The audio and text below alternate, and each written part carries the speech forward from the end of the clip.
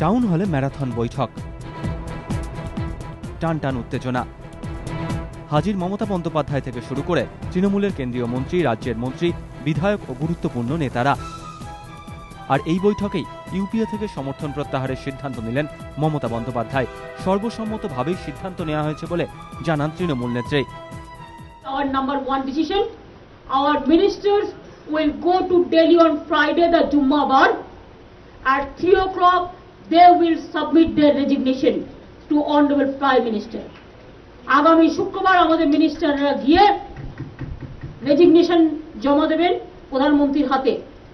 2, আমরা ডিসাইড করেছি আমরা ইউপিএ 2-তে থাকছি না। যদিও বৈঠকে সংখ্যাগরিষ্ঠ সাংসদ সমর্থন প্রত্যাহারের পক্ষে থাকলেও 3 জন তৃণমূল সাংসদ সমর্থন প্রত্যাহারের বিপক্ষে সওয়াল করেন বলে দলীয় সূত্রে খবর।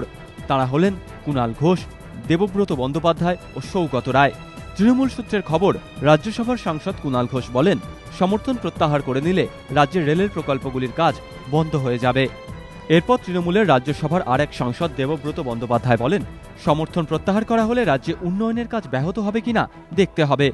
সূত্রের খবর, তৃণমূল সাংসদ তথা কেন্দ্রীয় নগরোন্নয়ন প্রতিমন্ত্রী সৌগত রায় বলেন, মন্ত্রিসভা ছাড়া উচিত, কিন্তু এখনই সরকারের উপর থেকে সমর্থন প্রত্যাহার নয়, কারণ সরকার ও রাজ্যের উন্নয়নমূলক প্রকল্পগুলি চালাতে কেন্দ্রের সহযোগিতা দরকার।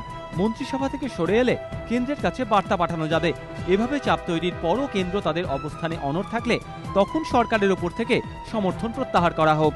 বৈঠক চলাকালীনই মমতার কাছে নিজের ইস্তফাপত্র জমা দেন কেন্দ্রীয় স্বাস্থ্য প্রতিমন্ত্রী সুদীপ বন্দ্যোপাধ্যায়।